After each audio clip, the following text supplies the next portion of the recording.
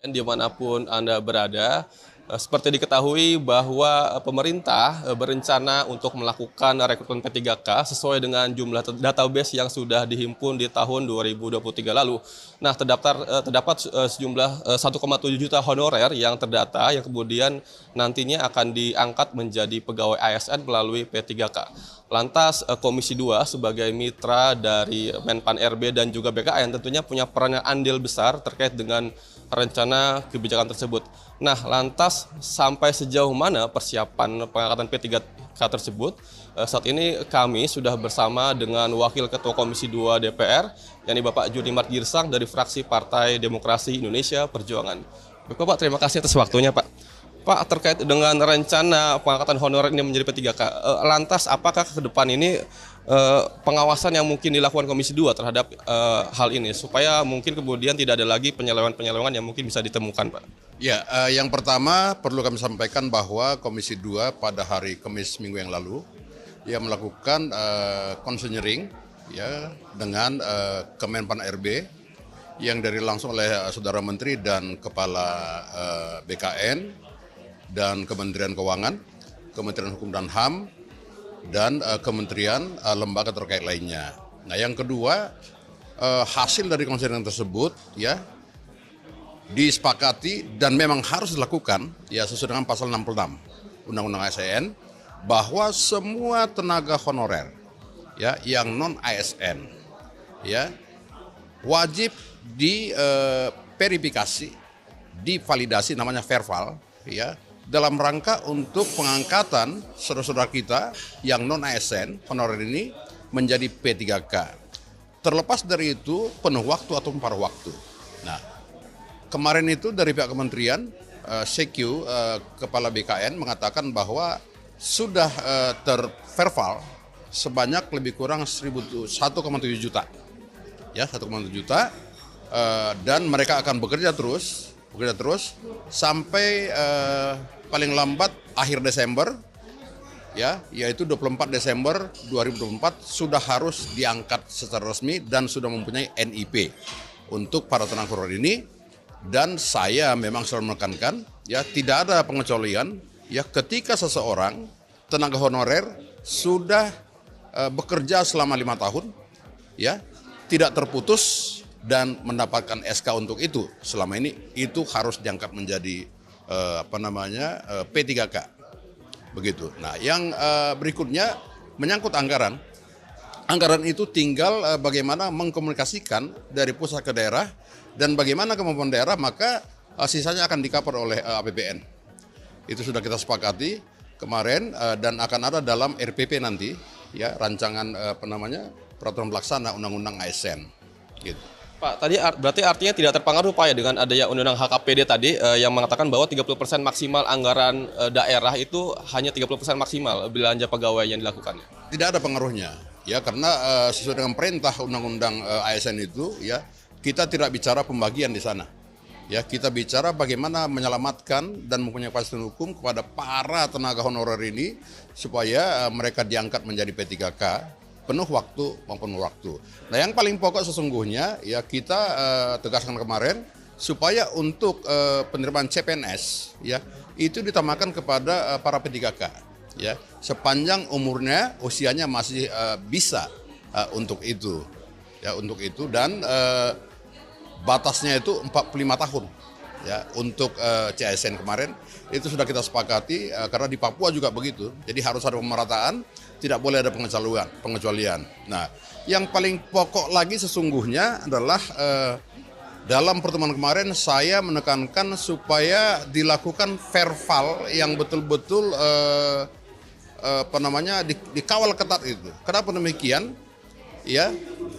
Sesuai dengan laporan dan bukti yang ada pada kami itu, banyak tenaga honorer tidak pernah terdaftar tenaga honorer, tetapi masuk dalam database BKN. Sementara yang sesungguhnya dia tenaga honorer, kok tidak terdaftar di BKN dalam database-nya. Nah, ini harus di verval secara baik bersama dengan BPKP. Dan mereka sudah lakukan itu, tetapi karena banyaknya ini, tentu secara bertahap akan dilakukan, saya kira. Pak, terima kasih atas waktunya, Pak. Terima kasih. Kembali lagi. Baik pemirsa, demikian wawancara kami dengan Wakil Ketua Komisi 2 DPR, Bapak Junimart Girsang. Dan tadi disampaikan bahwa Komisi 2 DPR sangat mendukung langkah pemerintah yang kemudian berencana melakukan pengrekrutan P3K bagi para honorer yang sudah terdata oleh BKN sebanyak 1,7 juta. Nah, selain itu juga disampaikan bahwa Komisi 2 akan terus memonitor pelaksanaan rekrutmen P3K ini supaya bisa sesuai dengan apa yang disyaratkan, dan juga secara teknis tadi disampaikan verifikasi faktual juga diminta untuk dilakukan secara serius dan detail agar tidak ada lagi kecurangan-kecurangan yang ada dalam proses penyeleksian calon P3K ini. Baik pemirsa, demikian yang dapat kami laporkan. Informasi dari media gpnn.com. Nah, di sini diinformasikan bahwa PP Manajemen ASN terbit setelah ada 3 Kepmenpan RB P3K 2024. Nah, ini ya, PP Manajemen ASN terbit katanya setelah ada 3 Kepmenpan P3K 2024. Nah, coba kita lihat teman-teman ya, karena di sini disinggung terkait 3 Kepmenpan RB, apakah akan direvisi atau seperti apa? Nah, jutaan honorer tentu berharap bahwa PP Manajemen ASN bisa diterbitkan sebelum pendaftaran P3K 2024 dibuka. Nah, ini ya, memang kita mengharapkan itu. Dalam draft rancangan atau RPP Manajemen ASN mencantumkan bab khusus yang mengatur penyelesaian honorer, yaitu di bab 15. Jadi dalam PP-nya itu ada di bab 15 yang mengatur penyelesaian honorer. Bab khusus mengatur mekanisme penataan pegawai non-ASN ini dijabarkan dalam beberapa pasal. Antara lain ada pasal 301 yang memuat ketentuan bahwa instansi pemerintah menyelesaikan penataan pegawai non-ASN atau nama lainnya selain pegawai ASN paling lambat Desember 2024. Nah, itu bunyi di pasal 301 ya. Jadi di sini didetailkan lagi. Dan di pasal 302 dan 303 terdapat pengaturan mengenai pengangkatan. Jadi terkait pengangkatan P3K par waktu ada di pasal 302 dan 303. Masih ada beberapa pasal lagi yang mengatur mengenai P3K part-time. Nah, diketahui PP Manajemen ASN merupakan regulasi turunan dari Undang-Undang Nomor 20 teman-teman ya, tahun 2023. Nah, dalam tata urutan peraturan perundang-undangan, posisi PP lebih tinggi dibanding peraturan menteri dan keputusan menteri atau Kepmen. Dengan kata lain, baik peraturan menteri maupun Kepmen merupakan penjabaran lebih teknis dan mendetail terhadap ketentuan yang ada di peraturan pemerintah atau di PP tersebut. Nah, apakah dengan demikian regulasi-regulasi setingkat Permenpan RB dan Kepmenpan RB yang berkaitan dengan seleksi P3K 2024 juga akan direvisi untuk disesuaikan dengan PP Manajemen ASN. Nah, karena kita sudah tahu teman-teman ya, bahwa Permenpan RB dan Kepmenpan RB terkait penyelesaian honorer ini sebenarnya sudah diterbitkan juga, yaitu di Permenpan RB nomor 6. Nah, kita bisa lihat kembali di sini ya. Diketahui pemerintah sudah menerbitkan Permenpan RB nomor 6 tahun 2024 tentang pengadaan pegawai ASN, yang mana mencakup seleksi CPNS dan P3K. Nah, di situ ada penjabarannya teman-teman ya. Ada 3 Kepmenpan RB, yaitu 347 tentang mekanisme seleksi P3K tahun anggaran 2024, 348 untuk jabatan fungsional guru di instansi daerah, dan 349 untuk seleksi P3K jabatan fungsional tenaga kesehatan. Nah, 4 regulasi tersebut yaitu Permenpan nomor 6, 347, 48 dan 49 katanya diterbitkan pada saat PP Manajemen ASN belum terbit atau belum diumumkan. Nah, karena itu Permenpan RB nomor 6 tahun 2024 di bagian mengingat tidak terdapat PP Manajemen ASN yang merupakan turunan Undang-Undang Nomor 23. Nah, teman-teman bisa cek kembali bahwa memang di sana tidak ada, teman-teman ya. Nah, sebagai dasar hukum penyusunan Permenpan RB nomor 6 tahun 2024. Jadi PP turunan dari Undang-Undang Nomor 20 memang tidak ada di sana, teman-teman ya. Bahkan yang ada dalam Permenpan RB nomor 6 di bagian mengingat yang dicantumkan di situ ada 2 PP.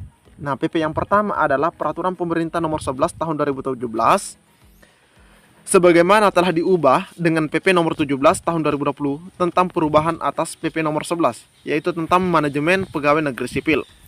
Nah, PP yang satunya lagi adalah PP nomor 49 tahun 2018 tentang manajemen pegawai pemerintah dengan perjanjian kerja.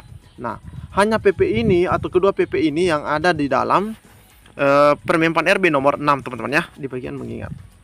Begitu juga di ketiga Kepmenpan RB yang secara khusus mengatur mekanisme seleksi P3K. Juga tidak terdapat PP manajemen ASN sebagai dasar hukumnya karena memang belum terbit.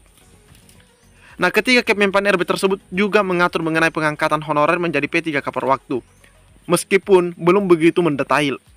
Karena di situ hanya dikatakan bahwa kriteria pengangkatan honorer bisa diusulkan jadi P3K per waktu. Nah, di sini per waktu kriterianya apa saja? Ini muncul pertanyaan dari anggota Komisi 2 DPR. Nah, di sini disampaikan bahwa diketahui pada ketiga Kepmenpan RB menggunakan kalimat yang sama, yakni dalam hal pelamar telah mengikuti seluruh tahapan seleksi P3K, namun tidak dapat mengisi lowongan kebutuhan atau mungkin kalah ranking bahasanya teman-teman ya, dapat dipertimbangkan menjadi P3K per waktu. Hanya seperti itu bunyinya teman-teman ya, tidak mendetail kriteria-kriterianya. Nah, poin berikutnya di ketiga Kepmenpan RB mengatur bahwa pengangkatan honor menjadi P3K part-time atau P3K per waktu diusulkan oleh pejabat pembina kepegawaian kepada menteri. Hanya itu ketentuan di ketiga Kepmenpan RB yang mengatur mengenai pengangkatan honorer jadi P3K per waktu. Nah, sementara berdasarkan informasi yang didapat Dewan Pembina Forum Honorer dari Komisi 2, ada 6 pasal di RPP Manajemen ASN yang mengatur P3K per waktu. Ada 303 di ayat 3 dan 4, 304 pasal 305 ayat 2, pasal 306, 307 dan 308. Nah, secara logika rasanya aneh jika regulasi yang secara tata urutan perundang-undangan lebih tinggi justru memuat ketentuan yang lebih mendetail. Aneh jika ketentuan di Permenpan RB dan ketiga Kepmenpan RB justru kalah detail dibanding PP Manajemen ASN. Nah, ini ya. Nah, apakah ketiga Kepmenpan RB tentang seleksi P3K 2024 nantinya akan direvisi untuk disesuaikan dengan materi PP Manajemen ASN yang dikabarkan segera diterbitkan? Nah, ini muncul tanda tanya teman-teman ya. Apakah tiga Kepmenpan dan Permenpannya nanti akan direvisi lagi atau tidak? Kalau toh direvisi, semoga saja bisa dilakukan secepatnya, sehingga jadwal pendaftaran P3K 2024 yang sudah ditunggu jutaan honorer tidak molor jauh. Nah, ini benar teman-teman ya. Ini semoga saja kalau memang mau direvisi ya silahkan direvisi secepatnya. Semoga jadwal yang sudah disepakati meskipun belum secara resmi yaitu alternatif 1, pendaftaran itu sudah bisa dimulai pada tanggal 27. Namun ini masih rencana teman-teman ya. Belum ada dalam pengumuman. Jadi terkait Kepmenpan dan Permenpan apakah akan direvisi? Nah, kita tunggu informasi selanjutnya teman-teman ya. Oke, cukup sekian. Assalamualaikum warahmatullahi wabarakatuh.